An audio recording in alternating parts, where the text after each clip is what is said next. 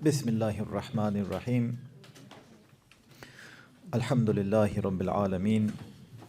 Wassalatu wassalamu ala Sayyidina wa Mawlana Muhammadin wa ala alihi wa sahabati ajma'in. Allahumma inni nawayta at-ta'allum wa ta'lim wa at-tadhakkura wa at-tadhkir wa an-naf'a wal intifa' wal ifadata wal istifada والحث على تمسك بكتاب الله وسنة رسوله صلى الله عليه وسلم والدعاء إلى الهدى والدلالة على الخير ابتغاء وجه الله ومرضاته وقربه وثوابه سبحانه وتعالى. سبحانك لا علم لنا إلا ما علمتنا إنك أنت العليم الحكيم يا الله. اللهم صل وسلم وبارك على سيدنا ومولانا محمد. السلام عليكم ورحمة الله تعالى وبركاته.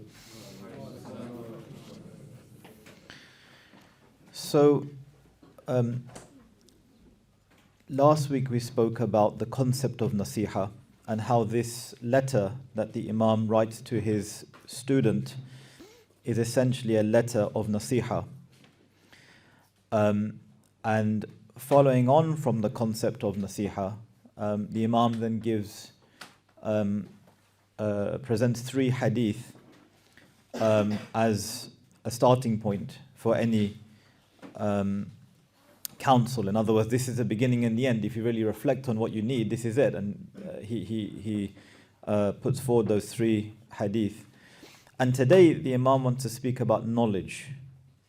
Because keep in mind that this is someone who's been studying with the Imam for quite some time. And that being the case, the Imam would want to speak to him about the knowledge that he's acquired over all the years that he spent studying with the Imam. And so the Imam begins here on page 7 for us of the text. He says, أَيُّهَا الْوَلَدْ النَّصِيحَةُ سَهْلَةٌ وَالْمُشْكِلُ قَبُولُهَا. That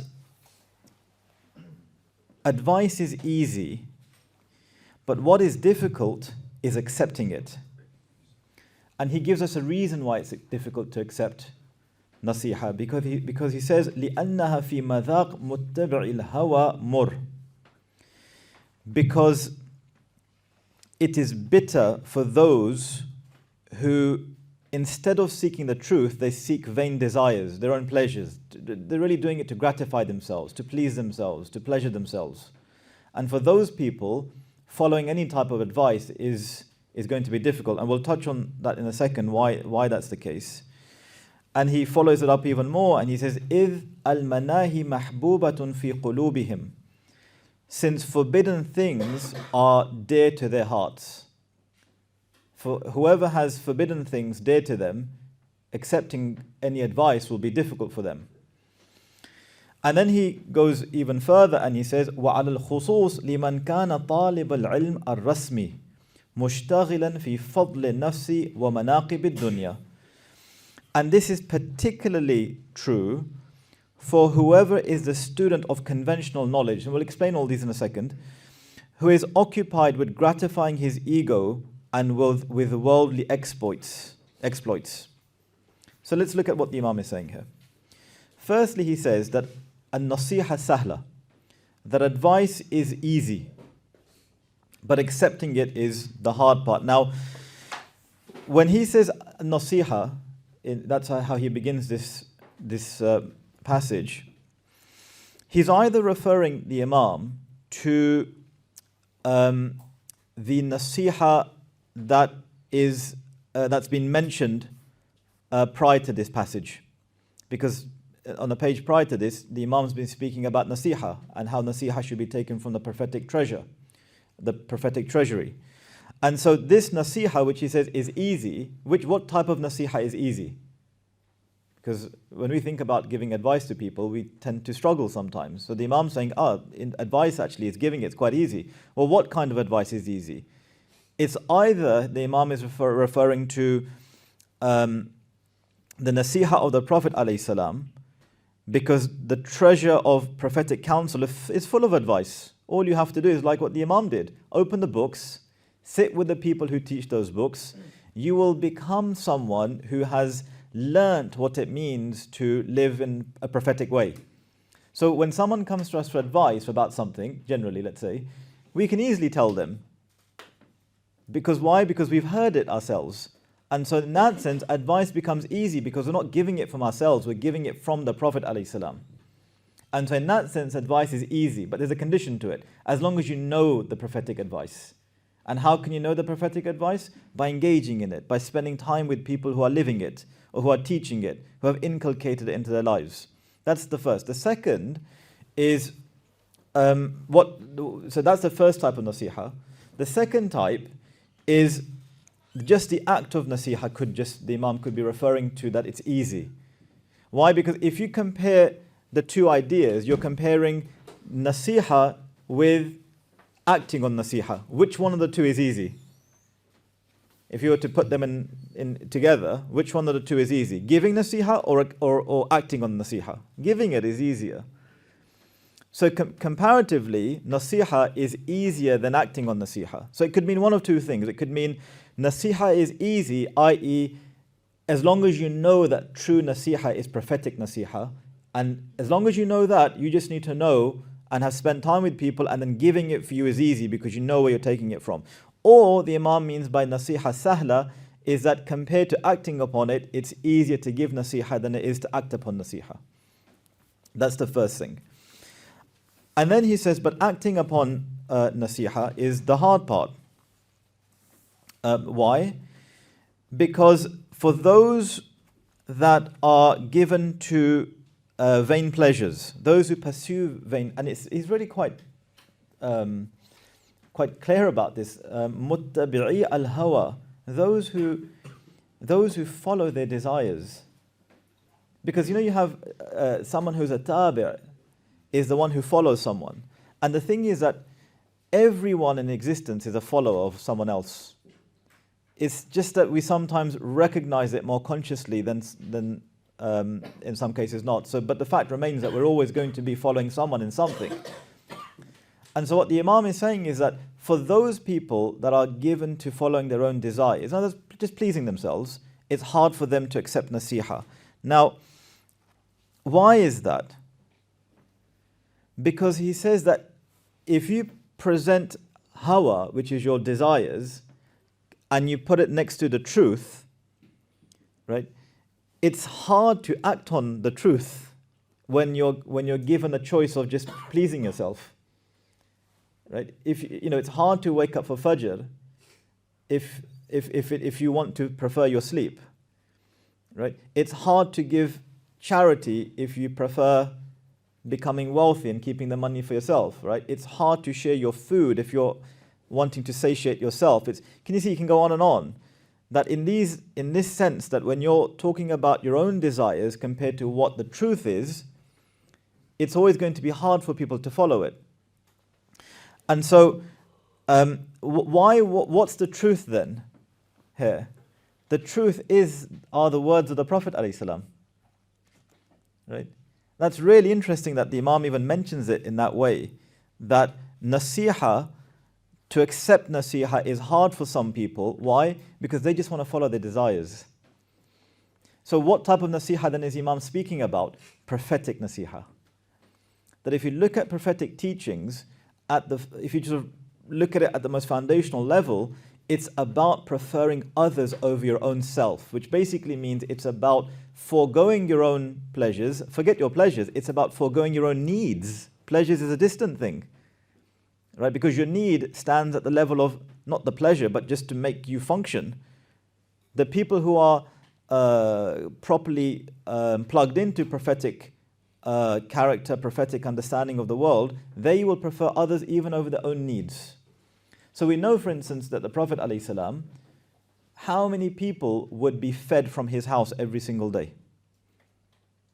We know, for instance, that look at an example from the Meccan period where the Prophet ﷺ would go to the cave, we know, prior to revelation, and he would take provisions with him. And when the provisions would finish, he would come down to take more provisions. But what's really interesting is that he would take those provisions not for himself. He would take those provisions for the ones that were depending on him for those provisions, and used to give it to them. Right? So here's an example of preferring others over yourself even in relation to your needs. So forget preferring others in relation to your desires, because desires is a much lower category of things, right? And so the reason why that's set up is because if we're looking at nasiha as being true, truth is something which is bitter, and bitter things are difficult to swallow, right? And that's what the Imam says here. Fi madhaqi muttabi al, because madhaq means dhawq, means for those who are used to tasting desires, then they'll find it difficult to taste the truth then, right? And so this is interesting because once advice is taken from the prophetic treasury, it's all true. All of it is true. There's nothing in the prophetic treasury except that it's true. In fact, what is the Prophet ﷺ referred to as in the hadith? As-Sadiq al-Masduq. It's a very interesting construction in Arabic, isn't it? Because Sadiq in Arabic means the one who's truthful. And that's evident when we speak about the Prophet ﷺ. But Masduq is a very strange expression, if you like, in Arabic. It's not something that you'd use to describe someone who's, if someone's truthful, would you say to them that they're masduq in Arabic? You wouldn't really say that. You'd say sadiq, they're truthful. Masduq means, literally, the place of, the one who is the repository of truth, the bank of truth, the treasure of truth. So not only is he the truthful one, but he, i.e. in everything he says, but his whole being is truth. It's an amazing concept if you think about it, because if his being is truth, then what flows from him must be truthful. Hence Sadiq Masduq. He is the spring of truth, the treasure of truth, the bank of truth, the source of truth, right? And in that sense, then everything that comes from him is truthful, right? So any nasiha that we have from the Prophet ﷺ, because it's true, when you give it to someone, so let's take examples here. Someone's worried about wealth. They're thinking, I'm not really sure about my wealth right now. I need, I'm worried whether I'm going to make ends meet. Okay, what do we learn from the lives of the great companions? Read Surah Al-Waqi'ah. Right? Now, don't get me wrong, that doesn't mean don't take the asbab. That doesn't mean that. And as you know, tawakkul is because when you take the idea of tawakkul is a two-stage process. The two-stage process is that the first part is that you have to do what you have to do. That's the tying the camel part. The tying the camel isn't tawakkul. The tying the camel is doing what you're meant to do. It's filling your car up with petrol, making sure that the tires have enough air in there, making sure that it's functioning. The tawakkul part is that once you've done that, you're now, Ya Allah, I am leaving it to you because I have total belief that you're going to make it come to pass. Right? That's tawakkul. But Allah still wants us to do the first part. Allahumma salli ala Muhammad. So, why did I mention that? Sadiq al-Masduq, thumma? I'm just checking in to see how everyone is.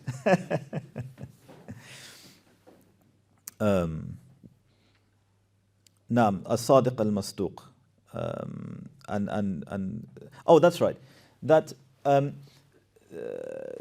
if Surah Al-Waqi'ah, that if we want to know how to guarantee ourselves provision, it's there. Surah Al-Waqi'ah. But that doesn't mean that we now just sit at home. It means go and do what you're meant to do, and this is the guarantee that what you're going to do would result in provisions for you. Right? There's no doubt about it. And it's interesting that Waqi'ah is something that's supposed to be read at Asr time, because ordinarily Asr time is when you're closing your business. It's the time of the day that if you're a trader, you're taking stock of what you've done. You think, today was not too good, or today was great. But what it's reminding us is that it's Allah who's made the rain come down. It's Allah who's made the crops come forth from the ground. It's Allah who makes the world function. Don't think it's coming from anything that's intrinsically yours. We've set up structures in the world that serve your efforts. But ultimately, it's Allah who brings them about, right? So, Waqi'ah is a nasiha to people. Now, how many people that may come to us and say, look, I'm not sure about my provisions, I need to think, especially, look, current climate's difficult, right? Okay, then that's it. Waqi'. Now who's going to make the time to read Waqi' after every Asr? So now here's an example of accepting nasiha. Someone's worried about when they, when they die, which, to some level, I guess everyone should be. What's going to happen to us? Well, we have a guarantee. Read Tabarak alladhi biyadihil mulk every night before you go to bed. It's a safety from the punishment of the grave. That's a nasiha. When someone gets angry, the Prophet ﷺ tells us what we should do. Right? You can now sort of extend that to every part of our lives. And what we can see is that giving that nasiha and acting upon it is going to differentiate people. Some people are going to accept it readily without even thinking twice. Did the Prophet ﷺ say that? That's it, I'm going to do it. Right? To the best of our ability. Some people are going to listen to it and not do it because maybe they're just lazy. Right? And I'm just saying that because they're not doing it because they don't want to. They just, they find it hard. But not because they don't love what the Prophet ﷺ has said. They want to do it, they just, something's preventing them about that's related to themselves. But then there's people who will, in fact, nas'alullah aslam al-afiyah, will listen to that nasiha and completely disregard it. That, no, it doesn't mean that. You have to do this, or you don't have to do that, And increasingly this becomes part of the dialogue that you hear from people. That the prophetic counsel is put to one side, and what we want to do is what we want to do. Right?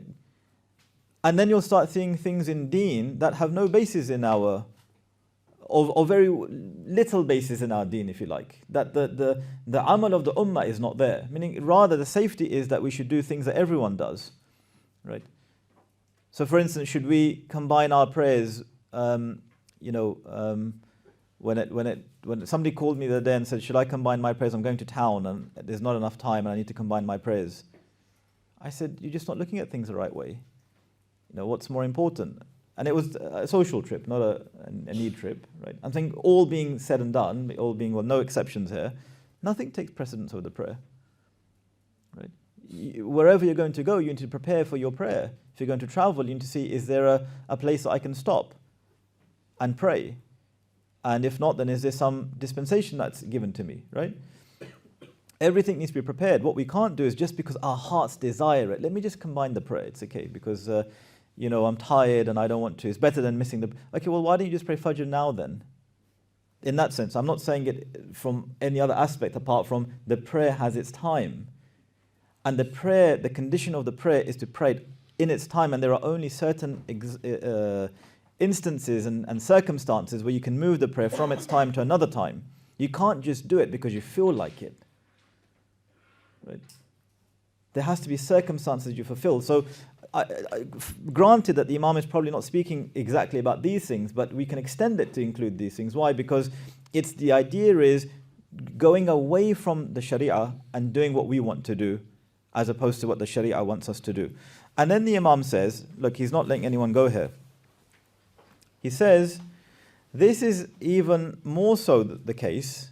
In other words, following advice is hard for people who follow their own desires. And this is even more so the case for people who are students of knowledge. Right? But let's, just pause for a second and consider what does the Imam mean here, because he says, Talib al-ilm al-rasmi. Right? Firstly, he's speaking about this Talib al-ilm al-rasmi. Now, the Imam speaks about this same idea in the Ihya Ulumuddin, the ulama al-mutarassimun, scholars who are outward scholars, formal scholars. But he qualifies it here, وَمُشْتَغِلًا فِي فَضْلِ النَّفْسِ وَمَنَاقِبِ الدُّنْيَا. Right? Those who are studying, why are they studying? Because they want to acquire station in the world. Right? That they are, they're doing it for the dunya. That's hasha. The Imam says in one of his works called Bidayat al-Hidayah, he says that those people, after having read my work, Bidayat al-Hidayah, and it's right at the end, he says that if what I've written in this work, if your heart inclines towards it, then know that's a good sign, and that's the beginning now for you, right? And start venturing into other areas. But then that's the thing, Imam takes no prisoners. He says, however, if your heart doesn't incline towards it, and you think that there are other things that you need to consider, he says, then know that you're a shaitan. He says that, فَإِنَّكَ شَيْطَانٌ فَاطْلُبْ شَيْطَانٌ مِثْلَكَ لِيُعَلِّمُكَ. That's what the Imam says. Then seek a shaitan like yourself so he can teach you. Because which one are you wanting? And he makes it very clear that, look, are you studying because you want mansib, you want status, you want people to refer to you as a shaykh, you want people to point at. Imam Razi says it's enough of a test for a human being that people point at them and say, that's so-and-so. Because the ego is that you want it. They say that the last thing to leave the heart of a wali, and the wali is already out of this world, but the last thing to leave the heart of a wali is hubbul jah, the love for status. Everyone wants to, wherever it is, amongst your family setup, amongst your friends circles, in these, people want to be known for whatever it is. You've understood some aspect of Arabic that no one ever did before you, right? You've understood some aspect of the other sciences that no one's really doing it like you. You're studying in a way that no one studies like you, and you can go on and on and on. It's a very subtle illness of the heart that can overtake us. Nas'alullah salam al-afiyah, of course. And so what the Imam is saying is that these individuals who are engaging in that type of they're studying for the sake of other than knowledge, it's not beneficial knowledge. Because think about it for a second. If you come to a class of hadith, but your only intention, I'm not saying that that's what you're thinking about, but subconsciously, at a very subtle, at a very complex level, you're coming here, coming to a hadith class because you want to just teach hadith. Not, this is the word, these are the words of the Prophet ﷺ, and I need to act on them and understand them and listen to them and inculcate them and venerate them and honor them and sacralize them and all those things. Right? If we're not doing that, then what's the knowledge is the same. Let's say the guy sitting next to you, the person sitting next to you is operating on that level. But the two people, one's taking that knowledge and taking it in one direction, and one's taking it in another direction. The knowledge is the same. It's hadith. It could be anything, aqidah. So what that means is that ilm is ilm, but the nafa part of it, i.e. the beneficial, when we call something beneficial, it depends on what you've made of it. Because someone can fall into the trap and think, well, hadith is a beneficial science, so by virtue of me attending it, it's going to automatically make me beneficial. No. It's the beneficial aspect of it is أَنْتَ الَّذِي جَعَلْتَهُ نَافِعًا بِأَمَلِكَ. You're the one who makes it beneficial by the way that you act in accordance to it. Because otherwise, like we say, someone could study hadith and they can do it because for not good purposes. What do we do for that? It's still knowledge, but it's not beneficial knowledge. So the benefit, the reason why we call it, someone may say, so why do we refer to it as beneficial knowledge? It's because ordinarily this is what should result from it. Ordinarily. If you go and study hadith, you go and study aqidah, you go and study fiqh, ordinarily what should result from it is beneficial knowledge, which is, what's that? That you act upon it. If you don't act upon it, then what's the purpose of the knowledge then? Which is exactly the next thing that the Imam says. He says, فَإِنَّهُ يَحْسَبُ, i.e. this person who's just engaged in the sciences in a very formal way, فإنه يحسب أن العلم المجرد له سيكون نجاته وخلاصه. عفوا له سيكون نجاته. نعم وخلاصه فيه نعم وأنه مستغن عن العمل. That this person thinks that just by engaging in knowledge alone they will attain salvation. That's it. No need to act.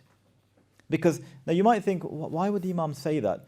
Keep in mind that there are positions, and this was some of the positions of the Greek philosophers that the Imam critiques, and some of these ideas permeated into the Islamic tradition, wherein they argued that the purpose of us being here is actually to reach intellectual levels of knowing God, and action is a separate thing. right? Meaning it doesn't have a consequence. You just need to get to the level of understanding, and action is not related to that. And so the Imam is very clear that there is no such thing as learning without acting upon it, right? So when the Imam refers to knowledge, what we can see here then is that he's not speaking about the formal sciences. He's not speaking about fiqh. He's not speaking about aqidah or nahu or sarf or balagha. Right? And anyone who's read the Ihya Ulum ad-Din, for example, any of the Imam's works, they'll know that that's not the case. And so when the Imam refers to ilm, when he just says ilm, knowledge, without any qualifications attached to it, we've said this before, he just uses the word ilm or he uses the word ulum in an unqualified sense, as in, for example, Ihya Ulum ad-Din, that's the name of his book, the revival of religious knowledge, right? Or the revival of the religious sciences, as it's sometimes translated as, right? That the ilm or the ulum that's referred to in the title, for example, is ilm tariq al-akhirah. It's essentially knowledge, and by extension those sciences which are a pathway to Allah. He's not referring to fiqh in that sense. He's not referring to aqidah in that sense. He's basically referring to knowledge, not just how to perform the salah or how to fast or how to give zakah and how to perform hajj, but what are these sacred acts actually asking us to do? I'll give an example. If we went and prayed, and let's say the hour before our prayer we were in a certain state of being, cognitive state, physical state, psychological state, spiritual state, whatever state you want to call it. We're in some state of being. And then we go and pray. And after we finished our prayer, there's no difference from the hour prior to that and the moment that we finish our prayer. There's no difference. What have we actually done? Or when we engage in fasting, if it's the case that we felt the hunger, sometimes our language illustrates that, today I really felt the fast today. In what way did you feel it? I was hungry. That's not fast. The fast is not a fast from food. The fast is a fast from ourselves. The fast is saying, today I recognize why I'm meant to be fasting. I can see the reason why Allah wants us to fast. Right? And you know what? I love it. That's how we should be talking. And I want to do this even after Ramadan, because why? It just allows me to be more conscious of Allah and what He wants from me. It allows me to think about the blessings that I have compared to others. So you're starving yourself, being hungry during the period of the fasting has led you to a different state of being, hasn't it? The salah is meant to do something exactly the same. Right? And the hajj and the sadaqah and all of these different things, right? They're meant to take you into different states of being. Right? That's why this bid'ah argument doesn't work here. That don't do things that the Prophet ﷺ didn't do. Right? The reason why it doesn't work is because the idea is that anything that has a foundation in our deen, you can do as much of it as you want, even if the Prophet ﷺ didn't do it. Why? Because firstly, we have examples from the Sahaba that illustrate that. And secondly, it's missing the point of what the acts of worship are there for. Because what you're saying otherwise is that you're meant to arrive at the same state of exalted being by performing Maghrib as the wali. But sometimes we know that Maghrib isn't enough for us, because we just need to keep praying, and then hopefully the more we do it, the more we'll understand what the prayer is there for. Sometimes we need to fast enough to get to the state of those who fast, not from food, but from themselves. So that allows us to then understand that it's not the physical act that's required. Studying the do's and the don'ts of the physical acts is just to operationalize that act. The meaning of that act is something else. And so what the Imam is saying is that if we're if someone is, let's say, learning how to pray, attending a class of fiqh, and they've learned how to pray, how to fast, and all those different things, but they don't act, he's saying that it's inconsistent with the act of learning itself. It's inconsistent with the act of learning itself, right? Because learning must benefit you, and the benefit that comes from learning can only be achieved if you act on the learning. If you've learned how to pray, but you never pray, you've learned how to fast, but you've never fasted. You've learned how to do all the great things that you're meant to do, how to behave, but it's just a theory in your head. Where is the benefit then? And so the Imam is saying, is it inconsistent with learning if you don't act according to it? You have to benefit yourself before you can attempt to benefit others. You need to pray yourself first. You need to fast yourself first. And you do all the things that you're learning before you can go. But if you haven't internalized that, then what are we going to give to other people? Now someone might say, okay, can we not benefit others before we benefit ourselves? For example, if I had a piece of bread and I was hungry, but then I saw someone else and they were equally as hungry as I was, and I preferred them over myself and I gave them the bread, well, I've benefited them over myself. Is that not the same thing? No, it's not. Because in this example, what you've done is that you've actually acted on your knowledge. You've acted on your knowledge. And your knowledge is that Allah and His Messenger ﷺ teach me that it is better for me to prefer other people over myself. Right? And that's an example of acting upon your knowledge. It's just that the manifestation of it looks like that you've benefited someone else more than you've benefited yourself. But that's only in a worldly sense, in the sense of eating that bread. But in true benefit terms, you've benefited so much more. Because giving up something for yourself in preference to someone else, how much have you actually benefited? It's off the scale, it can't be measured. That's why there's deeds that we don't measure, they're just written down by the angels. And so this ilm tariq al-akhirah, the way of knowledge of the path of knowledge that leads us to Allah, is what sorts of things are there then? It's knowledge of how to arrange our dhikr. It's knowledge of how to eat according to the prophetic sunnah. It's knowledge of how to earn a living properly. It's knowledge of how to engage in friendship. It's knowledge of how to engage in brotherhood and companionship. Knowledge of how to engage in seclusion, right? Knowledge of how to travel. And you can go on and on and on. But it's also knowledge of potentially destructive traits. Knowledge of knowing the perils of the tongue. It's knowing the why the world is condemned, the dunya, not the alam, the dunya. Right? Knowing what bukhl, being miserly, is, knowing what it is and why that's bad. Knowing what status and ostentation, showing off what they are, and knowing why they're bad. These are all bits of knowledge, aren't they? Accumulatively, these are all referred to as ilm tariq al-akhirah. And that's what the Ihya Ulumuddin is actually about. It's about if you look at all the things that I've just mentioned right now are chapter headings from book headings from the Ihya Ulumuddin. The Ihya Ulumuddin doesn't have a section on the fiqh of salah. It has a book, it's called Kitab Asrar as-Salah, Asrar az-Zakah. What does asrar mean? It doesn't mean secrets, it means the deeper meanings of the prayer. The deeper, in other words, not the physical form, not the outward actions. What does the prayer actually mean? Likewise for the zakat, likewise for the hajj.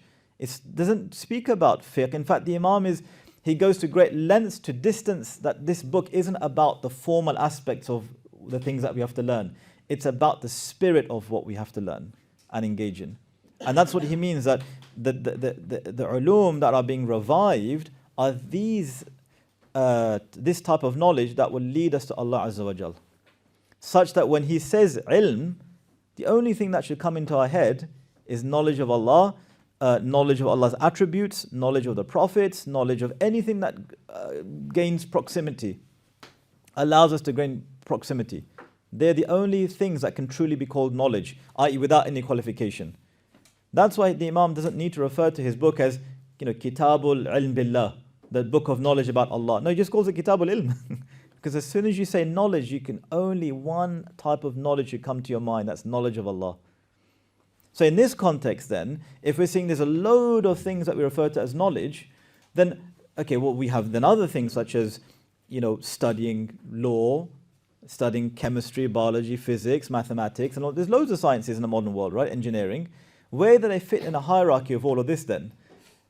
We can see that all of these disciplines must be built on this prior knowledge of Allah. It makes no sense then to build the third, fourth floor when you haven't built the foundations and the ground floor. We need to acquire the knowledge of Allah and His Messenger alayhi salam and engage in it and understand it properly. And then, of course, tafaddal, the Imam says, look, the Ummah, it needs your engineers, it needs your mathematicians, but at the level of starting out, everyone has to learn that. I mean, it's not a choice. We can't say that, should I go and study deen? At that level, everyone has to know about Allah and His Messenger. As I said, and I've said many times before, one of the ways that communities can do that is by setting up, not just weekly, at least twice weekly gatherings. Reminders, reading from the hadith, reading from the Quran, explaining tafsir, explaining good conduct and good character, reading the seerah. These are the things that are going to inculcate in us the frames that we need. And then, at the very least, engaging in one form of dhikr communally a week. Because why? It's building the bonds amongst us, and it's bringing us back to life in terms of our hearts. Because you can only go and function in the world if your heart is alive. If your heart is dead, the world becomes a harder place than it already is. Because think about it, if our hearts are dead, then the world's not going to bring it to life. It's going to make it even more dead. I know that might be a contradiction in terms, something is dead, but the point is it's dulling it even more. So what we need to do is go out into the world with hearts that are living hearts. And we can see that wherever we might be, it will bring other things back to life. Right? It reminds me of the story that one Shaykh, he said to his students that go out into the fields or wherever and bring back some flowers. And the students, wanting to please their teacher, they went out into the fields, and each of them bought these magnificent examples of different flowers. And one of the students brought back a dead flower.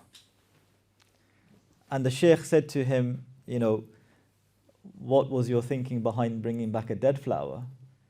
Because the Shaykh recognized that he's right. What he's done is the best thing that anyone could have done. And what was his response? He said that I looked all around me and I saw that all the flowers that were living were still singing the praises of Allah. And I didn't want to disturb them. And this one had served its function and it had died. So I thought I'll bring this one. So in other words, look, there's things all around us are living, and we can be connected to them if our hearts are also living like their hearts. We'll recognize them for what they are. They're khalqullah. They're part of Allah's creation.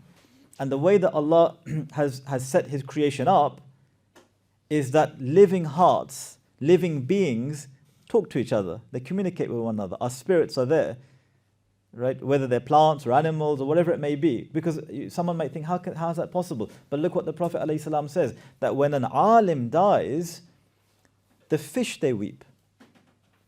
Objects in the dunya, they weep at the passing of an alim, a true scholar, upright human being.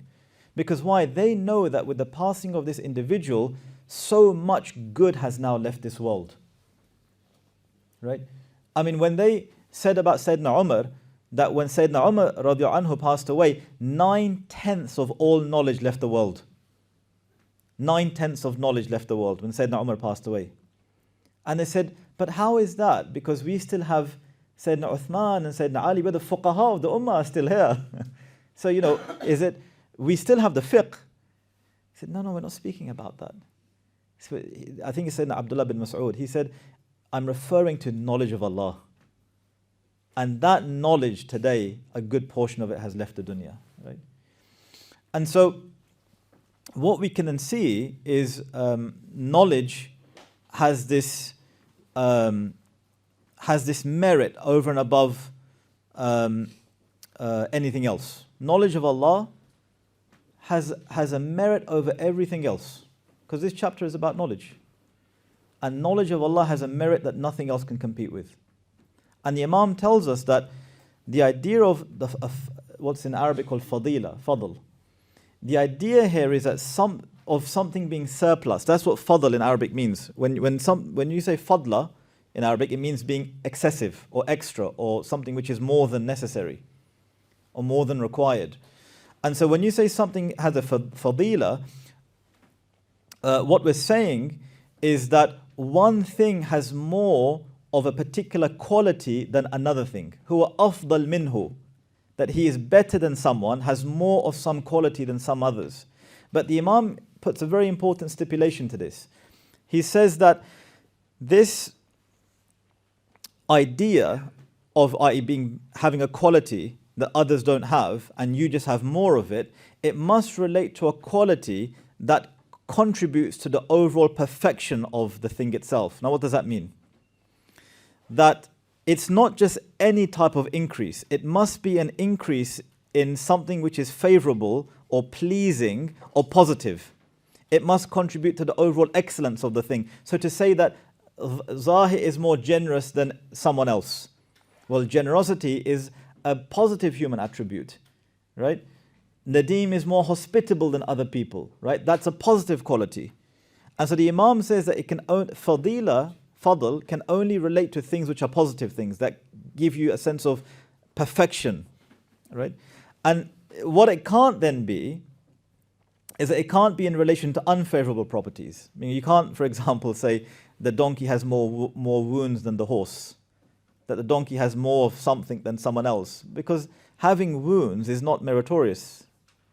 So it must be only in relation to positive properties. Now, how does the idea of this superiority, if you like, relate to knowledge? Knowledge has a superiority, right? In other words, what's knowledge being compared to? Because I can say Nadeem is more generous and I'm comparing him to someone, right? Zahir is more generous than... But what's knowledge? Knowledge has a superiority over what's it being compared with? And what the Imam tells us is that knowledge in this sense is being compared to all other types of knowledge, anything. And not just knowledge, but all other action as well. So you've got knowledge on one side, knowledge of Allah, and all other types of knowledge, as well as all other actions. Why? Because every action of a human being proceeds from, i.e. results from, knowledge. You act because you're acting on some knowledge. So action ultimately collapses into knowledge. So even actions you can put in the side of all other bits of knowledge. Now what does knowledge give us? Knowledge as this thing gives us pleasure. For example, if we know how the rain clouds form, you went to school, you came back, and you have a sense of achievement, don't you? It gives us a sense of pleasure that we've learnt how the rain clouds come to be. Or if we come to have knowledge of how to get a spaceship into space, gives us a sense of pleasure, and whatever other things that can give us pleasure. But how about knowledge of Allah? Is there any pleasure greater than having knowledge of Allah? Nothing. And so the thing that knowledge has more than any other type of knowledge, the knowledge of Allah, is that the knowledge of Allah gives us pleasure which is of a type that's everlasting and unending. Your knowledge about the spaceship is going to end. Your knowledge about the rain clouds is going to end. Your knowledge about how the plants come from the soil is going to end. All temporal bits of knowledge are going to end. But knowledge of Allah, not only will it not end, it's going to give you everlasting happiness. Everlasting, sa'ada, as the Imam refers to it as. Now, and so the question then is, where can we get this knowledge from? Coming back to what the Imam is saying here. It has to be from the Quran, the Sunnah and the Salihin. The Quran, the Sunnah and the Salihin. In other words, let's just rephrase that. You get it from the Salihin. Why? Because the Salihin are the ones who are acting according to the Quran and the Sunnah. So can you see now that it becomes so important now that the Salihin become such a central focus of people that we need to be searching for, right? Because they are the real manifestation of how to live a virtuous life. And so knowledge has a property of giving pleasure. There is no form of knowledge nor any other action that gives greater pleasure than knowledge of Allah, because it's eternal, everlasting. So knowledge of Allah has more fadl than anything else. Stands to reason then that us as Muslims, the first thing we should be wanting to learn is about Allah and His Messenger alayhi salam, to the best that we can, more than anything else. Right?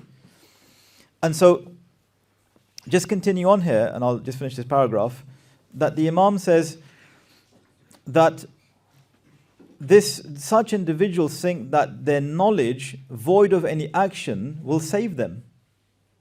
Can you see why the Imam will think that's so inconsistent? Because it doesn't make any sense then to learn if you're not going to act on it. وَهَذَا اعتقاد الفلاسفة, and this is the belief of the philosophers. Subhanallah al-Azim. And of course there's some detail here about what the Imam means by philosopher, but we needn't trouble ourselves with that here. لا يعلم هذا القدر. In your text it says مغرور. Right, but I've checked the other editions and it says لا يعلم هذا القدر. They're both, maghrur means someone who's been deluded, and qadr means that he doesn't even know this much. So the difference in the reading would be, this deluded individual doesn't even know this much, or doesn't even know this, as opposed to he doesn't even know this much. So you've removed the word deluded. And the other editions, and even the one commentary on this text, has qadr. لا يعلم هذا القدر أنه حين حصل العلم إذا لم يعمل به تكون الحجة عليه آكد. That this person doesn't even know this much, that once you've acquired knowledge, if you don't act according to it, then the proof against you on the day of judgment will be even more certain. Because why? The Prophet ﷺ said, أشد الناس عذابا يوم القيامة عالم لم ينفعه الله بعلمه. That the person who is most severely punished on the day of judgment is a scholar who did not benefit by his knowledge. Right? Who did not benefit. In your text it says لا ينفعه الله بعلمه, and the other edition say لم ينفعه. It's just a slight difference there. وَنَسْأَلُ اللَّهَ السَّلَامَ الْعَافِيَةِ. The Imam says that, the idea being here that when someone who doesn't know makes an error, it's okay because they can be excused on account of them not knowing. But when an alim makes we're not talking about, of course, listen, everyone makes mistakes. We're not talking about that. We're talking about egregious things which go against your very knowledge. That in that sense, if an alim, errs, they say that he is the cause of the erring of a multitude of people. Whereas the jahil, as they say, he's the one who's an ignorant person. He just makes an error. He doesn't know. He has no knowledge to base his actions on. But if an alim does that, then what would people do? Oh, the alim did that, I can do it too. Right? That's why the ulama have to take themselves to account to a much higher standard. Right? They can't do things, meaning they have to make sure that they're not engaging in things that other people will find repulsive or whatnot. Why? Because at the level of publicly available information, and there's many examples, we don't need to go into them here, we tend to unfortunately come across these things, right? But what happens? Sometimes you can shake people's... Now don't get me wrong, people inshallah shouldn't be shaken by... Their faith shouldn't be shaken if someone makes a mistake. Meaning your faith is independent of someone else's actions, but it does shake your confidence. When someone that you trust and believe is like a paragon of virtue, if you like, and they mistreat you, what are you going to think? You're going to be heartbroken at least. You're going to lose confidence in scholars. You're going to say they're all the same. So can you see the knock-on effects of a scholar misusing their position of knowledge? And this is what the Imam is saying, that look, that sometimes is because you're not acting on the things that you know. And one of the slippery slopes of not acting on the things that you know is that ultimately you may end up hurting people and actually chasing them away from the deen, la samahallah. And then I'll just finish here. Beautiful narration here that the great Junaid al-Baghdadi, one of the great Imams of the Ahlul Sunnah wal Jama'ah, Al-Imam Junaid al-Baghdadi, he was a judge as well as one of the great people of Allah, one of the great awliya of Allah. And it says, وَرُؤِيَ أن الجنيد قدس الله سره رؤيا في المنام بعد موته فقيل له ما الخبر يا أبا القاسم قال طاحت تلك العبارات وفنيت تلك الإشارات وما نفعنا إلا ركيعات ركعناها في جوف الليل. Allahu Akbar. That someone saw the great Junaid, may Allah sanctify him, sanctify his heart, it says here, that someone saw him in their sleep after he passed away, and they asked him that essentially what happened to you now that you've left this world? How has Allah, treated you? What's happened to you? And he said, those expressions were wide of the mark, which is طاحت تلك العبارات. In other words, it's a way of saying that, this detailed study that we did, and we looked into the finer points of the sciences that we engage, because he was a judge, he's a qadi, right? وَفَنْيَتْ تِلْكَ الْإِشَارَات, and the finer points of knowledge, they've all disappeared. They've all disappeared. وَمَا نَفَعَنَا إِلَّا رُكَيْعَاتْ رَكَعْنَاهَا فِي الْجَوْفِ اللَّيْلِ. And the thing that remains is the 2 units of prayer that we would offer at the Tahajjud. That's what got left behind. What's the idea here? The idea here is that the Imam's sort of, the knowledge that he had, how did it lead him to benefit from that knowledge?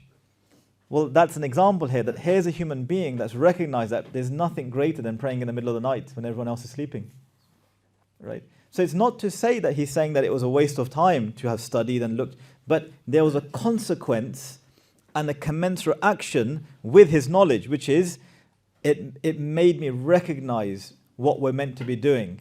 And because I followed my learning with action, one of which was these 2 units that I would pray in the middle of the night, that's what, inshallah, got us to the great status that we have with Allah Azza wa Jal. Inshallah, may Allah allow us to act on our knowledge, firstly have beneficial knowledge, to act on knowledge. May Allah guide us to those people that will guide us to Him. Inshallah, so we'll pause here, and if there's any questions.